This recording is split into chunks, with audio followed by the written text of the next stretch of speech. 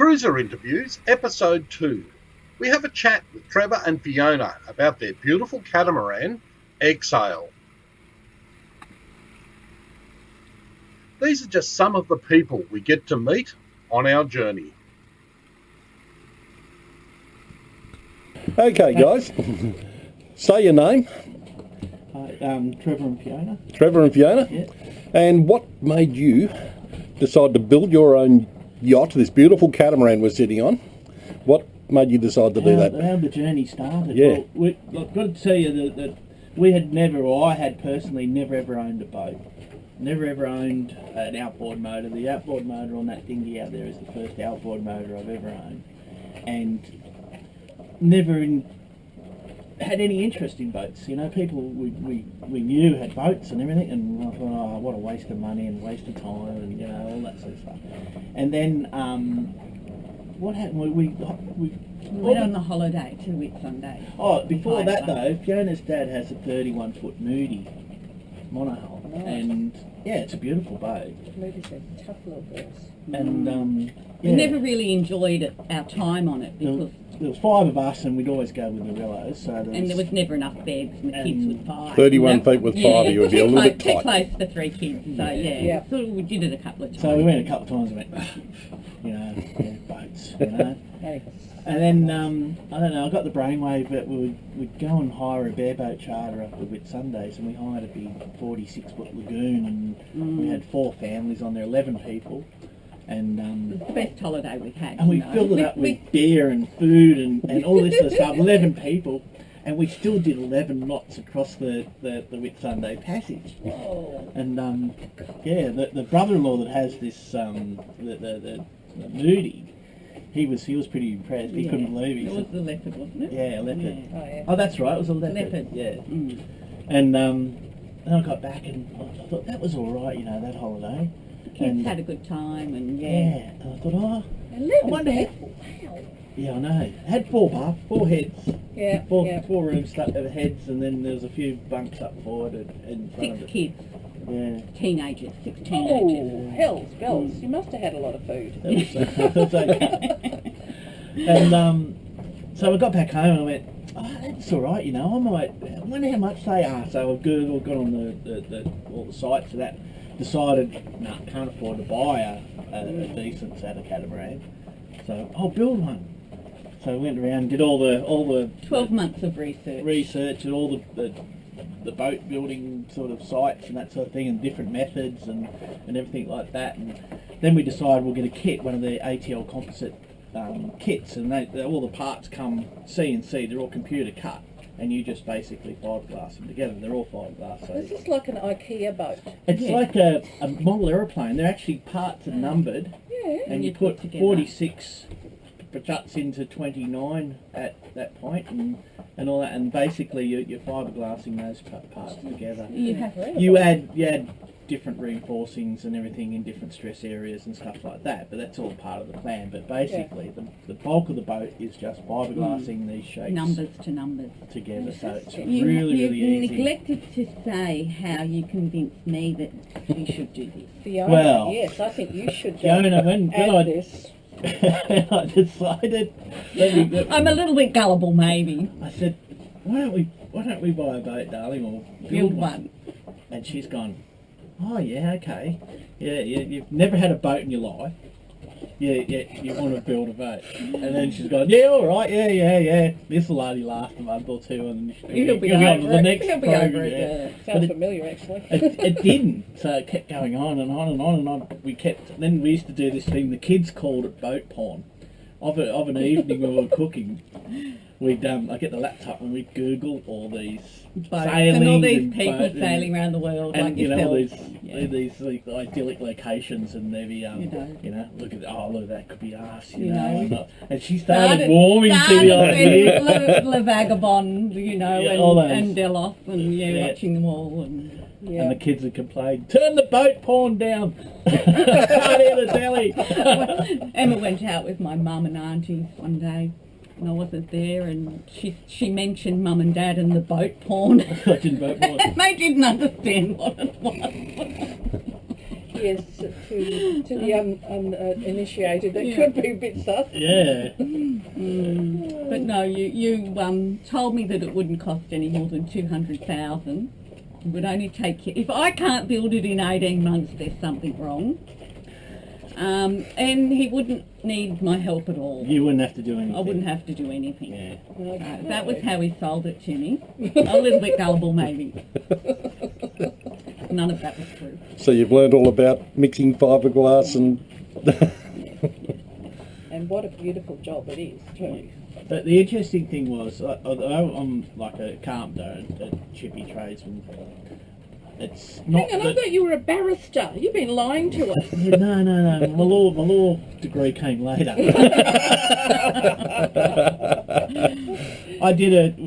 did a 1-day boat building course in Port Stephens before we bought the kit, and that teaches you enough to build a boat.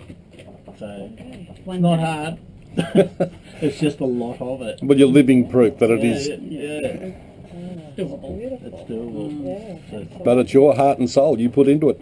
Yeah. Oh, look, it was very consuming both physically and mentally because you'd finish work of a day and then I would spend my waking hours at 3 in the morning. I'd wake up and go, oh, how am I going to run that power from there to there, or how am I going to mount that, or and then I'd sort all this out because All consuming. Because the boat, even though it's a kit, it's just a shell, and all the electrical and power and the To water lock and- up, yeah. and all that is up. Even the hardest thing for me being a non-boatie was the positioning of all the hardware, the winches, the clutches, the pulleys. All your deck hardware. I didn't know what half the ropes, or I didn't know what any of the ropes did. No, Well, not there's no ropes. There's no ropes on a boat. Well, I thought sheets was some big flat thing that... that's a sheet. Then I There was is one told rope. it was a It's bloody the rope. rope that rings the bell, the ship's bell. That's right. That's a rope. Yeah. So that was the hardest part for me was positioning all the hardware, and getting it in the right spot. So And how long have you been sailing on this boat? 2 years now, isn't it? We've been with the board for 2 years. We did do 3 months on it before that. Yeah. So it's been in the water for nearly 3 years. And we had no sailing lessons. We basically We had someone with us the first leg, and we took it from there. Yeah. just You've heard that saying, if it's going to happen, it's going to happen out there. yeah. Our first 3 months, we did do a lot of motoring. But yeah. Oh, we made every mistake and the things we did were. But you can learn. Everyone does.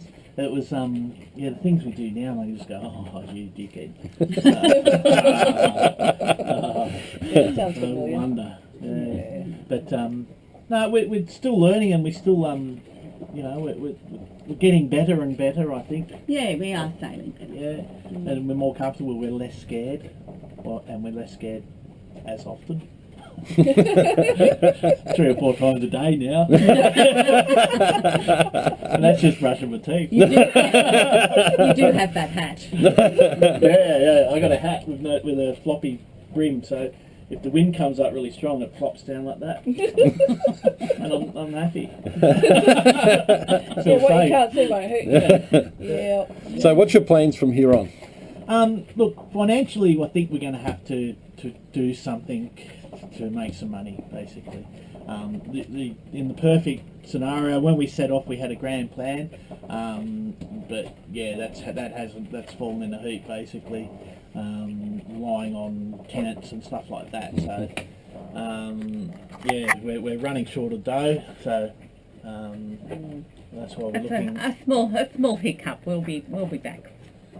But it is a concern that once you sort of swallow the anchor, so to speak, that it's hard to get back on. You know, that's once you lose that momentum.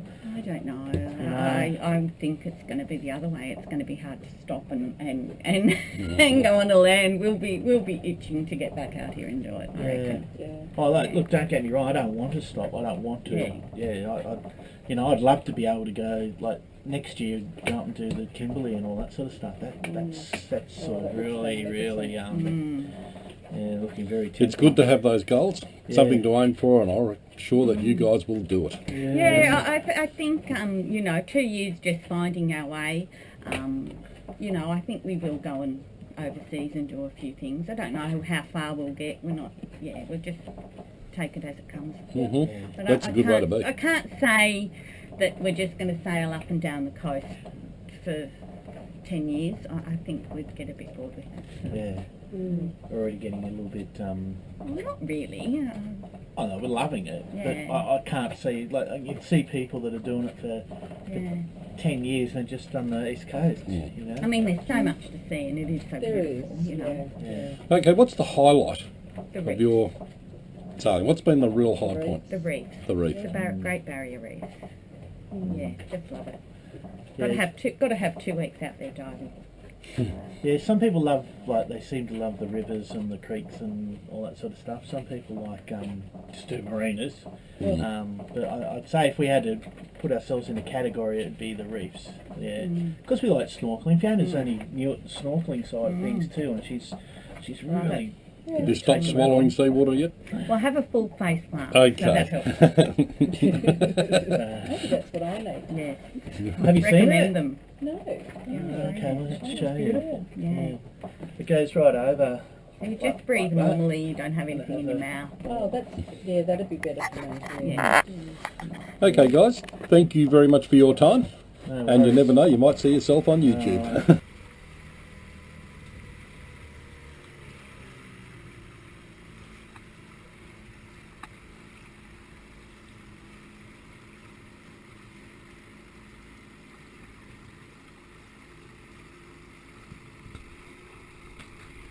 In the bloody Alan Lucas book.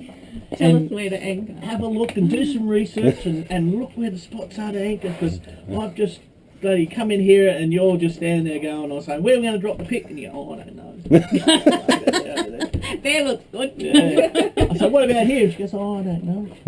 What about over there? Anyway.